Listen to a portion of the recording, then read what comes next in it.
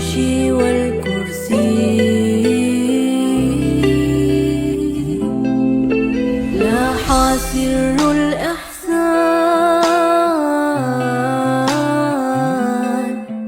نارت لي يا شمسي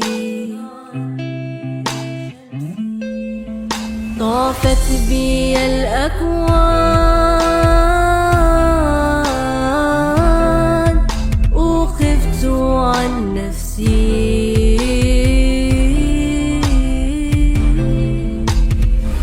لا إله إلا الله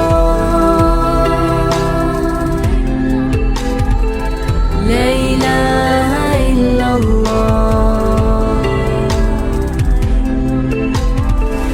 لا إله إلا الله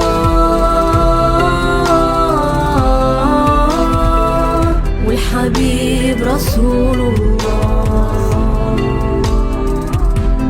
لا إله إلا الله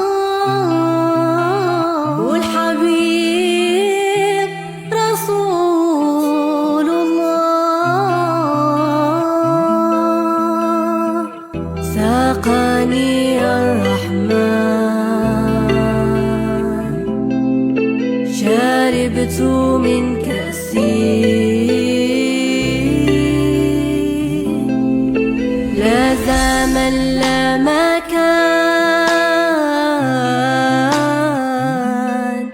لا جرى لا همسي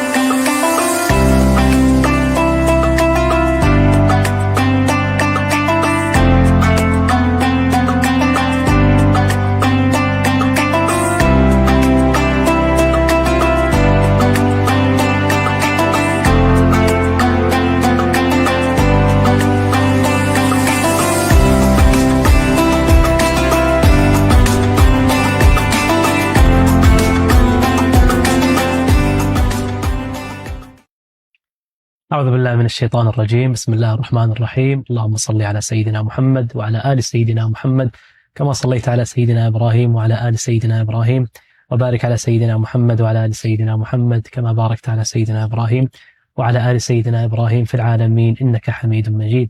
With the power and support of Sidi Sheikh Sidi Muhammad Fawzi Karkari قدس الله سره, we start our program today, Karkariya Speaks English, a program without boundaries, trying to unveil the hidden truth with special guests around the world. So last time we had Sidi Marouen, and also today, inshallah, we are welcoming back Sidi Marouen for part 2. So welcome back, Sidi Marouen, and happy to have you again today. Thank you very much, Sidi Hamooda. I'm very happy to be with you for a second interview, inshallah. I pray to God that the audience benefit from our conversation, inshallah. It will be, inshallah, very fruitful, bi'idhnillah. And we just want to talk, like we know, like in the part 1, we know a lot about your story, mashallah, tabarakallah. But now we want to know about the last visit for Sidi Sheikh, because you were like with him in the last visit for USA. We saw him in a lot of universities and invitations, mashallah. So talk to us in general and to the speakers, what happened behind the scenes with Sidi Sheikh in the last trip to USA. So first of all, Bismillah ar-Rahman ar-Rahim. Wassalatu wassalamu ala ashraf al-anbiya'i wal-mursalin Sayyidina Muhammadin wa ala alihi wa sahbihi ajma'in bi barakati wa madidi Sidi Muhammad Fawzi Karkari qaddasallahu sirrahu sharif. Rabbi shrah li sadri wa yassir li amri wa hlul 'uqdatan min lisani yafqahu qawli. So regarding Sidi Sheikh visits to the United States, he's been 4 times to the US and I think a couple times in Canada. The first time he came in May 2023 for a visit in which he had like 3 events at the University of Chicago. Then he visited Washington DC, California, and then he came back after a year, in which he founded the visit in summer 2024. He founded the Karkariya Institute for Sufi Studies, which is an American institute that aspires to bring to bring people who do research on Sufism, but not on just like the religious side of Sufism, but that is multidisciplinary approaches, people with different backgrounds. And then he visited California, and he had a talk. A panel at the Stanford University. And then he came back after a few months in December of 2024. And he had like two events, two workshops, one at UC Berkeley and then one at Stanford University. Yes. And then, mashallah, the last visit in end of January, last month, basically, end of January 2025, and end of February 2024. It was a month visit, and it really was fascinating because it covered 11 talks. He had 11 talks and workshops across 4 prestigious universities. We're talking here about the University of Chicago, Yale University, the University of Indiana, Bloomington, Stanford University, and UC Berkeley. So this is a summary of Sidi Sheikh visits. So his visits to the United States have been very, let's say, oriented toward academia. While we see Sidi Sheikh visiting, the Middle East, disciples in Saudi Arabia, Egypt, Turkey, goes to Europe a lot, 3-4 times a year, to France, Belgium, Netherlands, Germany, Switzerland, Italy. He's been around, right? But the final trips of Sidi Sheikh, especially the United States, have been very academic, and for a reason, obviously he knows. But just to clarify, it doesn't mean that he was not, engaging with disciples or doing his activity as a sheikh, but he had a lot of activities in relationship with the universities, with academics, professors, researchers, not only in the field of Sufism and religious studies or Islamic studies. No, quite the opposite. I mean, many of the events, or a big number of the events, were on topics that were not traditionally related to Sufism, things like, AI, stuff like, the discussions that we are more, in university settings, that go under, philosophy departments, like, the intellect, reason, and all that. So it has been, those visits were very, very interesting because it brings a different aspect of the tariqah to the world. Obviously, we know that, for us, knowledge, the way we define knowledge, the way we define what we call ma'rifah or ilm, knowledge and gaining knowledge and epistemology, in Sufi epistemology is very different of, what we have in academia. Because it's not just confined to the religious space, but it branches out from the divine God, who is Al-Alim, the knowledgeable, the all knowledgeable, the source of knowledge, into all the branches of existence. And those we can we delimit those into physics, biology, Sufism, law, AI, computer science. But for us, why Sidi Sheikh doesn't find a problem, this is my opinion, at least, go and visit in the United States and being in academic settings, because we started with the principle that, all knowledge stem and is an emanation from the essence of the divine God or the real. That's why he can talk to many people from many backgrounds in very prestigious universities. Yes, and without even preparing anything, right? Like he just came and definitely, yeah. He doesn't prepare. Obviously, we know Sidi Sheikh pedagogy. It's already like he's. That knowledge comes from what some people call inspiration, some people call revelation, some people call intuition, but it's really like the light of God that's talking. So wherever it's the subject, obviously the sheikh is going back to the source that is the real God, and from there, if you have the source, if you have the light of God, then and you're like annihilated within it, all the manifestations in term of sciences and knowledge and cosmic creations, cosmic manifestations, they fall under that essential reality, right? Yes. So that's why he doesn't find problem. Obviously, like before he comes into the conference room, he's briefed about what we're gonna be talking about, like at least the subject, obviously. But he doesn't prepare. He doesn't like prepare a speech or like presentation like all scholars do. I mean, if I was presenting a paper that I wrote, for instance, I would prepare it. Obviously, I would create like slides, PowerPoints, and stuff like that. Then I would maybe like read twice my presentation, and then I would go there and I'll try to present based on the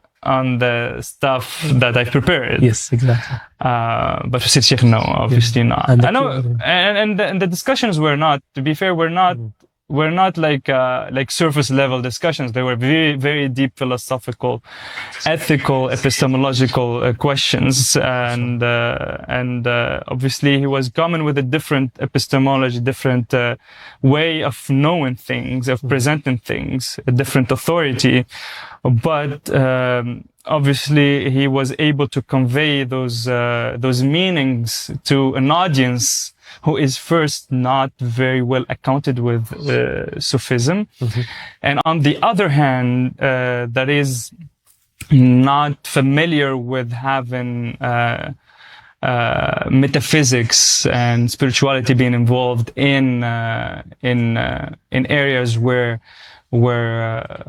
usually only the rational and the experimental, the empirical dominates. That was for me the interesting part.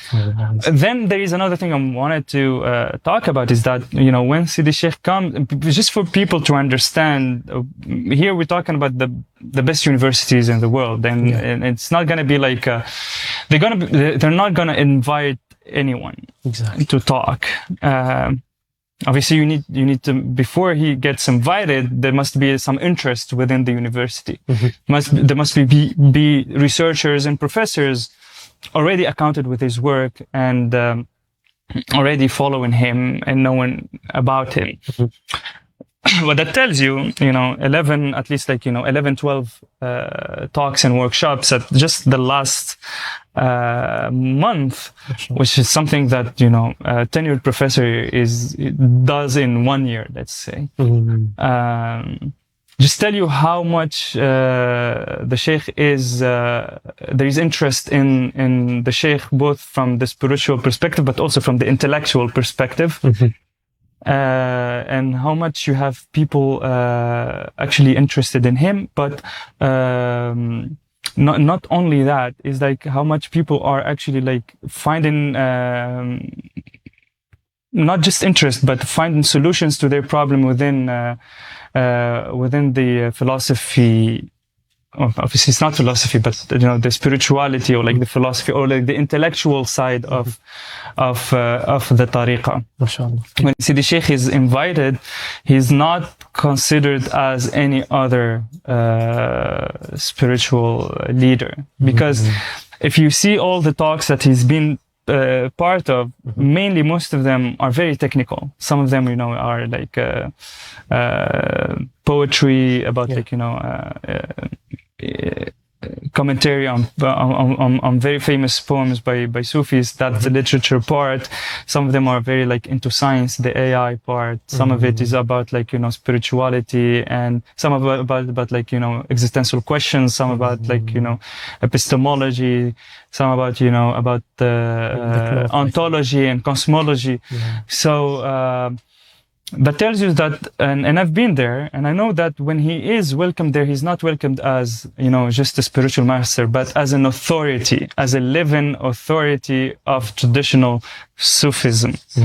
Not just as a leader of a tariqah, but as a living embodiment of Sufism, as a practice, but also as sciences, because as we know, Sufism as not just like the tariq part of the Sufism is the wayfaring part.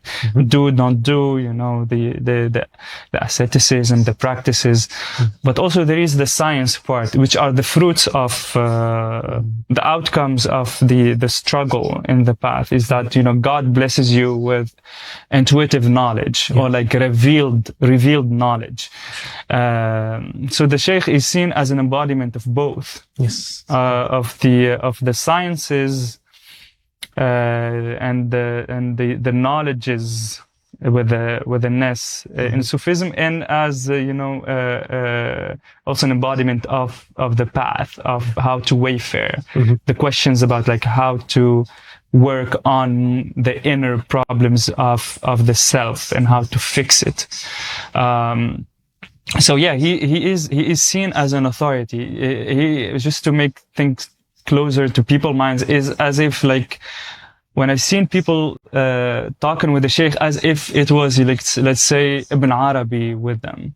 Like a living Ibn Arabi, a living Abu al-Hasan al-Shadili, a living Mulay al-Arab al-Darqawi, a living Rumi. You know, when we got into poetry, that was like more like the Rumi side of Sidi Sheikh taking over and presenting. But like because it's very rare nowadays to find someone like that, and that's where the interest stems. Yeah, it is a tradition that has been thought to be dead. Yeah. Or like in the brink of death, but there is like, you know, a revival. Yes. And Bismillah, mashallah, I mean, to just show you how much there is interest in those prestigious universities in the tariqah, both from the spiritual side, but also from the intellectual, philosophical side, is like, for instance, like a book like this one I pick here is like Introduction to Islamic Metaphysics. Yeah. You find this book, a copy of this book in the libraries of many prestigious universities. One of them is Harvard University, Yale. You have it in the University of Chicago, Stanford University.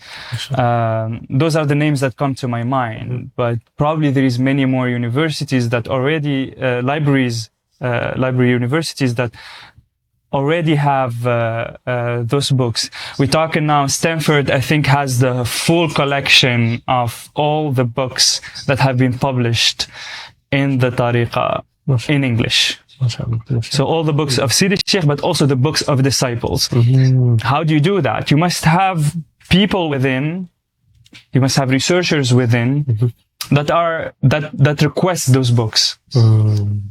And they need to make a case why the university library need to have that book. And then the university need to accept that, and they purchase it.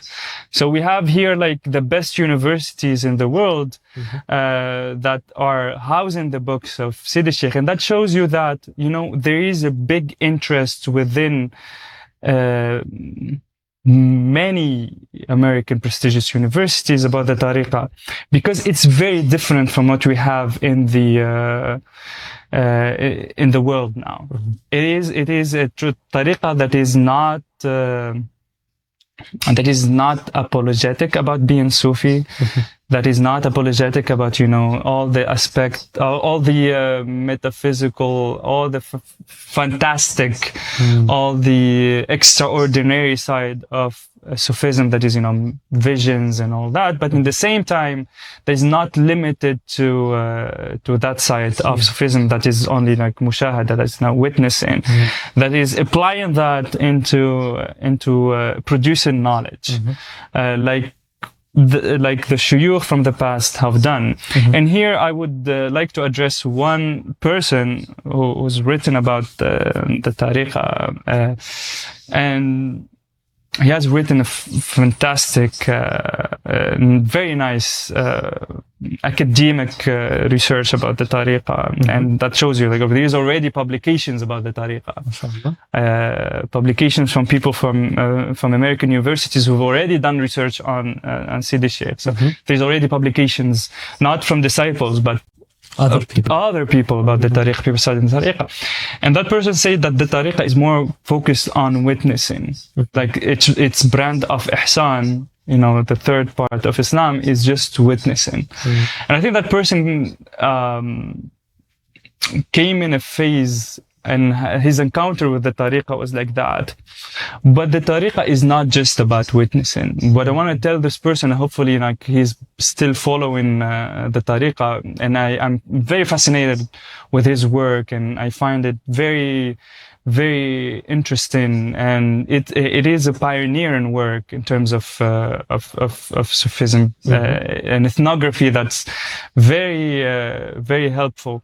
But hopefully he's seeing now the change, not a change, but actually something that was within the tariqah that was already being developed gradually by the sheikh. Yeah. In the first few years, he was developing this ilm side, this knowledge side of the tariqah, this academic side of the tariqah that is bearing its fruits right now.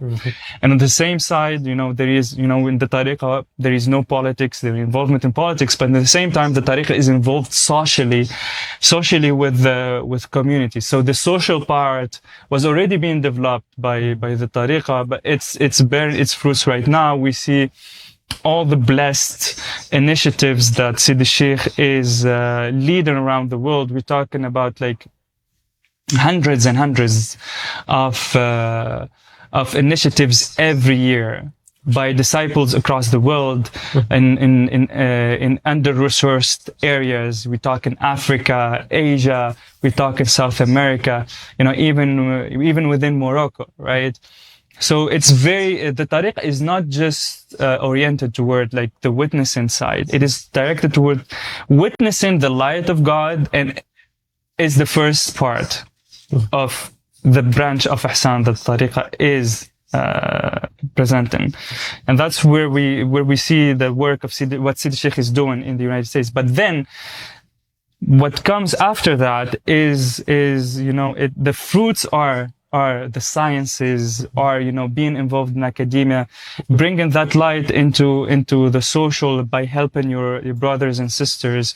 So the tariqah, really, this is an all-encompassing tariqah. This is a jama' tariqah that brings, I'm saying this, and and I'm an academic. I'm not gonna just make things up, because I have my own reputation to defend. The tariqah is all-encompassing. This tariqah is international, all-encompassing tariqah that is working all the branches. Besides, let's say, like, put aside politics, it's already like working on every side of the human endeavor on earth. Building your relationship on Allah based on witnessing, but from there, you use the light of God to illuminate knowledge, to illuminate academia, to illuminate your society, to illuminate everyone around you in all the fields. And that's what we learn from Sidi Sheikh and the visits that he was carrying in the United States, is that he is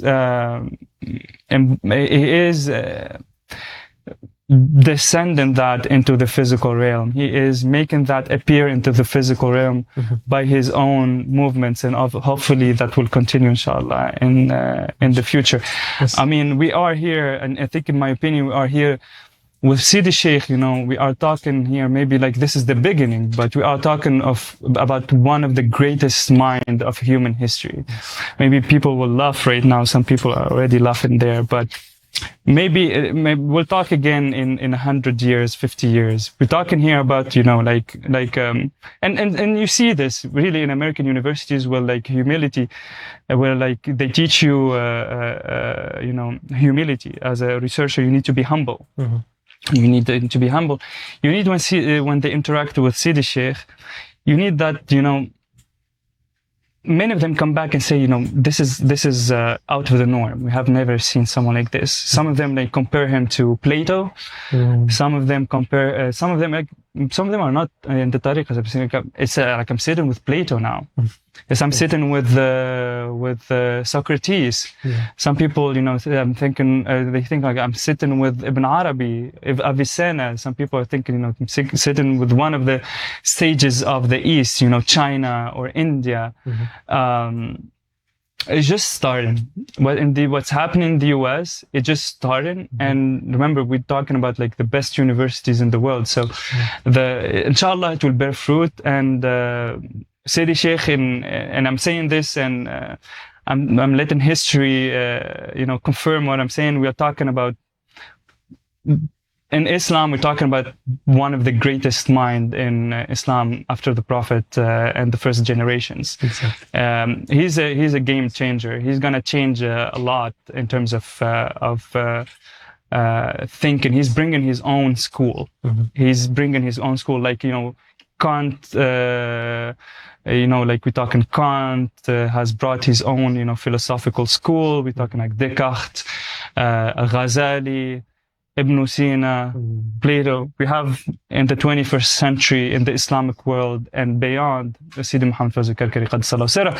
And that's what people are sensing in the US is that this is not this guy is not normal. And there's another thing also that I wanted to talk about. Yeah, please. Since you linked this discussion about American universities, some people from outside the US, they object and say, how can a person who didn't finish high school, lead discussions and workshops in the United States? They need to change their minds. The American mentality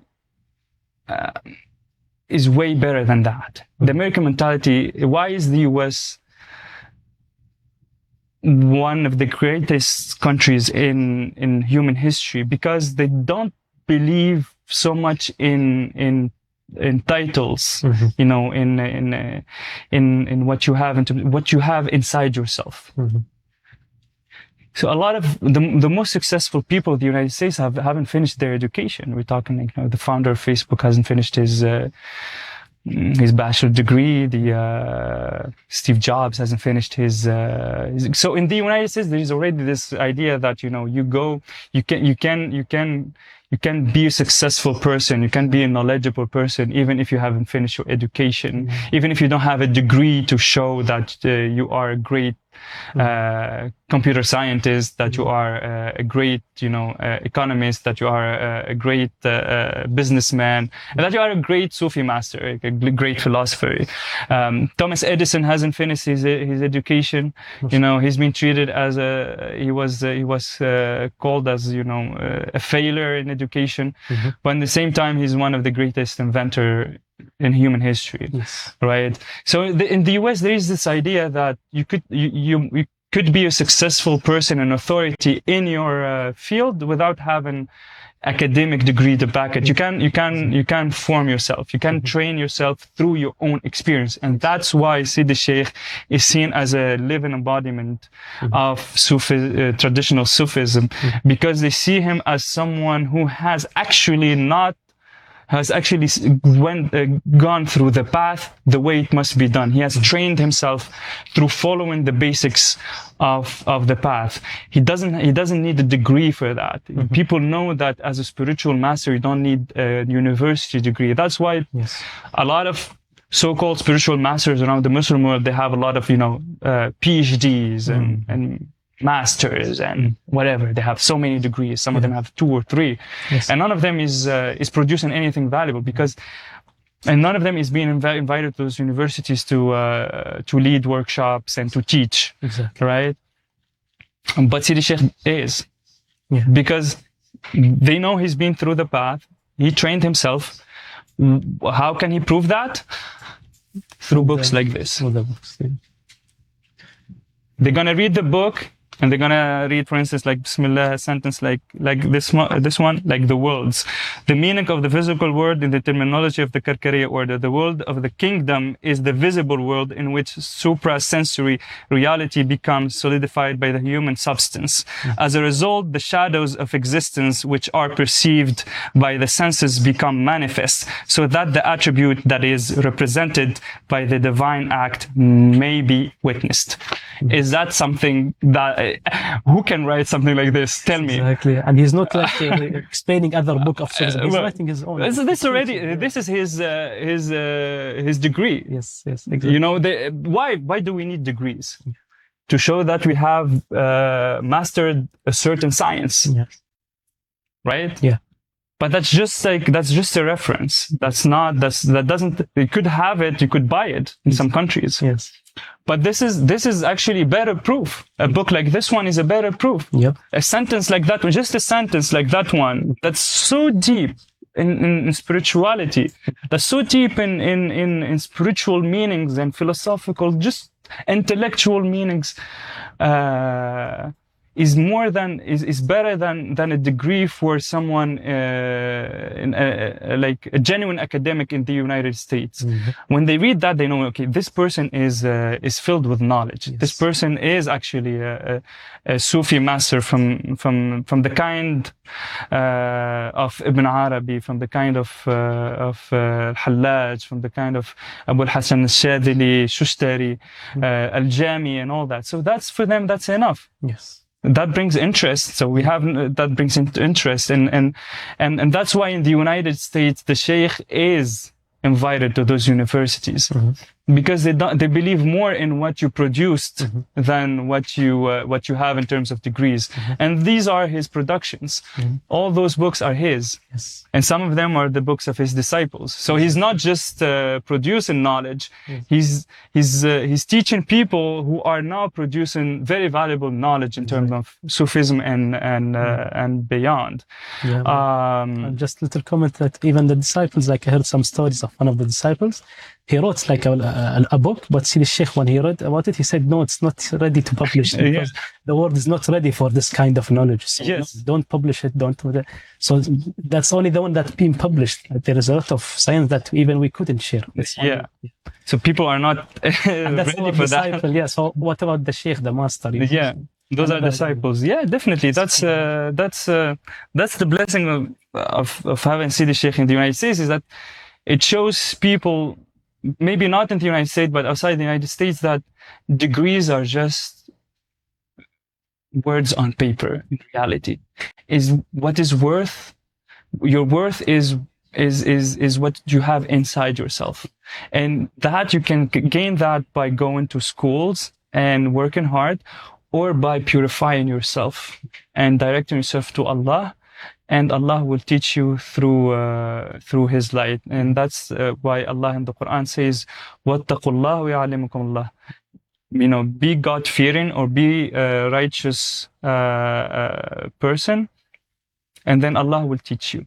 You know, fear Allah and Allah will teach you. So this knowledge is not an intermediated knowledge. This knowledge comes directly from Allah, the all-encompassing name.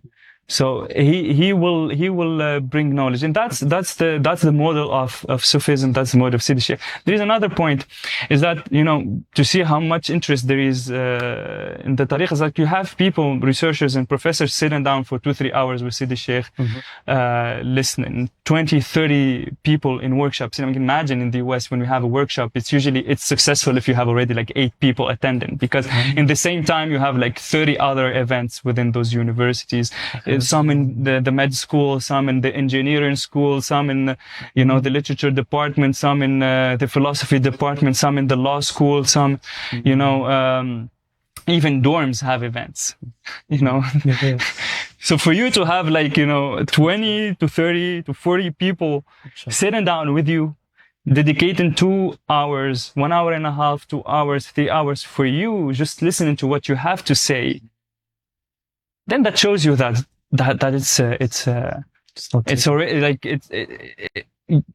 people are not just interested, but like they are gaining from their interaction with Sidi Sheikh.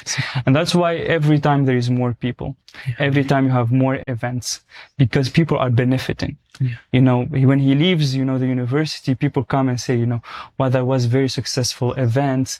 Maybe we should plan this again, you know, in the next semester.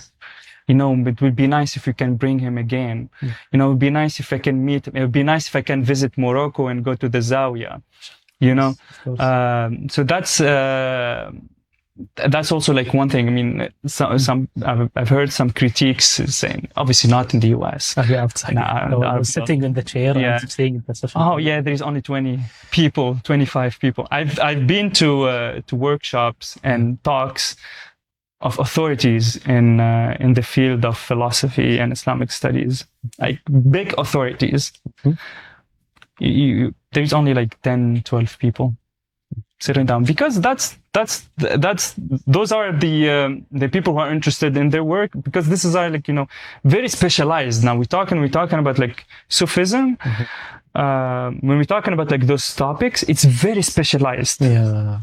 So only the specialists in that field within the university will be interested in coming. Yes. And then, you know, you have people who obviously will have, like, some will be teaching at that time, some will have, you know, classes, some might have like some commitments. That's why you have like 10, 12 people for like summities.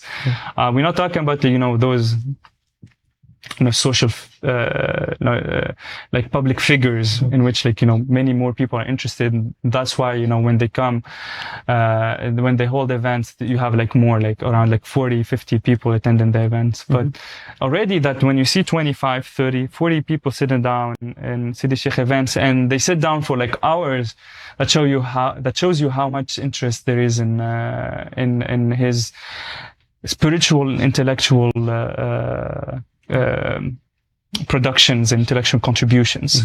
Exactly, yeah. And it's not like a critic thing if you have a small amount of people. Like even Jesus Christ, peace be upon him, how much he had, how many 12 disciples. 12 disciples only. And look at now, mashallah, you know, all of this is teachings, whether it's true or not. But now we are talking like 12 people only, you know. Yeah. It's not critic thing. And even the one who's criticizing, maybe if you see his videos in Instagram, or maybe he have 1,000 views, but what is the impact of this 1,000 views? Yeah. Does it really have impact? Does it really change? Does it have producer books? There's just, I don't know, critique. And that's like a nice thing. And just, subhanAllah, you remind me of the ayah that we are talking about, ayat al-nur. Allah nur as-samawat wal-ard. In the end of this ayah, Allah subhanahu wa ta'ala said, وَيَضْرِبُ اللَّهُ الْأَمْثَالَ لِلنَّاسِ وَاللَّهُ بِكُلِّ شَيْءٍ عَلِيمٌ. Allah subhanahu wa ta'ala give this example for the people, all of the mankind, not only the Muslims. And then, وَاللَّهُ بِكُلِّ شَيْءٍ عَلِيمٌ. He chose his name, Al-Alim, which is the knowledgeable. Yeah, so it's completing each other. Yeah, it's not like you said, it's only witnessing. No, it's a very big thing. So thank you so much for going in depth in this topic, mashallah, tabarakallah. And we're gonna have a little break and come back to you guys, inshallah.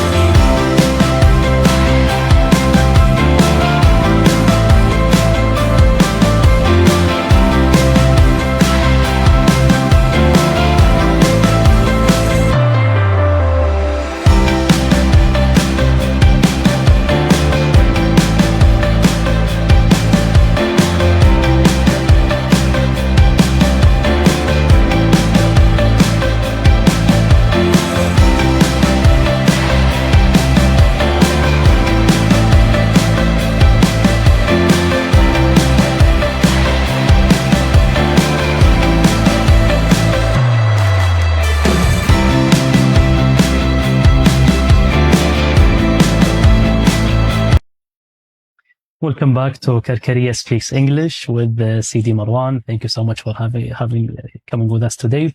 We just have last question I want to talk about is talk to us more about Karkariya Institute. What is this institute really about? So the Al-Karkariya Institute is an American research institute that was founded by Sidi Sheikh Sidi Muhammad Fazil Karkari Qaddasallahu Sirrahu in the United States of America. Mm-hmm. It brings together researchers, a number of researchers, and in the field of Sufism and beyond. Mm-hmm. Its membership is international. While it is an American research institute, mm-hmm. It has an international membership. We have now around like 50 members. All of them are and it's not exclusive for Karkari disciples. Mm-hmm. We have already members who are not Karkari disciples, mm-hmm. who are members of the institute, who have been actively contributing in the work of the institute. Mm-hmm. Some of them are already in academia. Some of those members who are like actively contributing are already in academia. Mm. Some of them are professors. Some are PhD students. Some of them are postdocs, researchers, undergrads. And then we have another group of members who are not in academia right now, who might have like, a degree in academia already. Mm-hmm. Some of them don't have, but who already produce in the field of Sufism, who are like actively working in the field of Sufism, and the idea of the institute is it wants to bring people from different backgrounds. Mm-hmm. Not just people who have a degree in the study of Islamic studies or Sufism or religious studies or Near Eastern studies. We believe, the Institute believes that, the more diverse our community is, the better we all benefit and the better the kind of knowledge we produce. Mm-hmm. The role of the Institute is to produce knowledge that is not confined to traditional Sufism, but that has to do with Sufism, with Islamic Sufism. Mm-hmm. And what does that mean? It opens the door for multidisciplinary approaches into questions, different questions. So it encourages multidisciplinary approaches, and it doesn't want to be like the traditional research institute on Sufism would be only, focused on traditional kind of research in Sufism that would be maybe like, translation of works, mm-hmm. And doing research in the kind of research that is done in other research institute on Sufism. So one of the activities is that we already the institute has already been this idea of a research institute in the Tariq has already been going on without a platform, without the actual research platform. Mm-hmm. But one of the axes is books. Production of books, yeah. in different languages, which we already been working on. So all of those books now fall under the production of the Institute, mm-hmm. In English, in French, in Arabic. Mm-hmm. Some of them are translations, some of them are original books. In whatever language you're talking about. Yeah. Then the other side is Sidi Sheikh Qaddasallahu Sirrahu has founded the Noor Journal. It is an academic journal in which there will be, inshallah, publications, research publications, not only research publications, but different kind of publications, but academic publications in Sufism and beyond. Mm-hmm. So the kind of work that will be there will be like what you find in traditional academic journal, like research papers, research articles, translations. But also in the same time, we want to bring, constructive theology. to also like have constructive theology in there. Constructive theology has been already in the field of academic writing for some time in the US, or forever in the US, I would say. But the journal is not just about like research papers and translations. Sidi Sheikh wants also to have publications on from the nature of constructive theology, and that's wide enough to include everything, from papers that treat questions on ethics, questions on ontology, cosmology, theology, whatever. That's open, and that's the academic part of the journal. And inshallah, we are aiming, the institute is aiming to produce top-notch research and very high level quality of publications. And that's why, it's going to take time. It's going to be like any other journal. If we have like 3-4 publications per volume, that's more than enough as a start, for a journal, because Sidi Sheikh wants to keep it very high level, academia. And obviously, the members of the institute, some of them already in very prestigious universities, some of them already have published essays, have already published, research papers. So we're hoping that, all those minds will contribute to this journal. And obviously, people who are already starting, the undergrads, the master students, if they want to publish, Sidi Sheikh encourage them to publish, and they're lucky to have people within the institute who can help them. And that's something that they will not find in other journals. If they go to other academic journals, they won't find people to help them, better their writings. But Sidi Sheikh is offering the expertise of experts in the field of Islamic studies to help those undergrads, those master students bring their publications, their papers and their articles to publication level. And then there is another beautiful side of this academic journal, is that, we thought about it, and mashallah, one of the ideas that came out is that, we already have a lot of very interesting writings coming out from the disciples. Many of them are meditations, many of them are poems, many of them are anecdotes, stories. And we thought it was like a waste to lose all of that.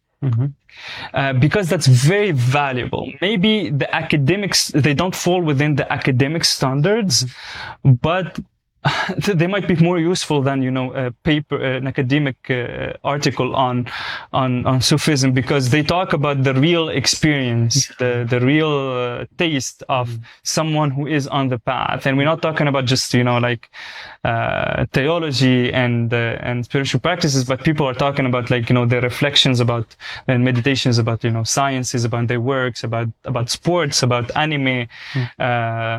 So we thought that we might create a database in which we can have that as a blog form. And then, mashallah, people started contributing, and then we thought about it and say that, this journal now can just take another form. It's like it stays, we have the academic journal, but we have another branch that is, a magazine, a magazine on Sufism. And that magazine will bring all those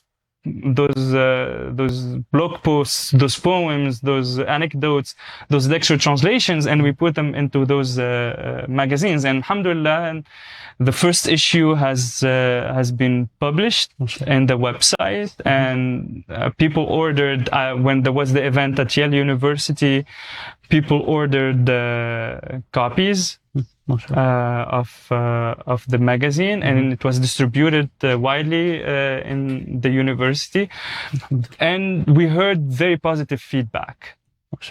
people really liked the content of the first issue. MashaAllah. And it was very beautiful. I encourage everyone who's interested in the tariqah to visit the Noor journal.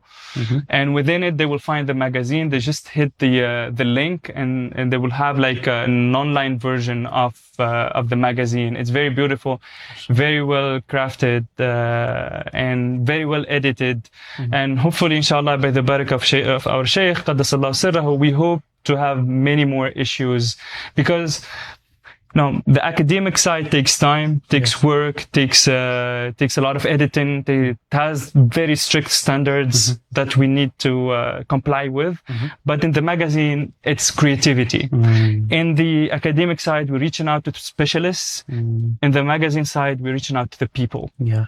And obviously the specialists will also benefit from that. So it is working. The institute is working both on the specialists, the academics, the people who are already into Sufism from an academic perspective, but also the American person, the American people, whether Muslim or not, whether into Sufism or not, the wide community of English-speaking people around the world, not only the US. But obviously, since the institute is an American institute, then obviously, it is targeted more towards Americans. Yeah, mashallah. And I just want to say that Americans are in need of spirituality. You feel when you go to the United States is that Americans are looking for spirituality. They're looking for things like, the Tariqa Karkariya, because it responds to their spiritual needs, and that's where also the interest stems in the tariqah. Yeah, subhanallah, mashallah, tabarakallah. Thank you so much, Sayyidina. Thank you. Thank you so much for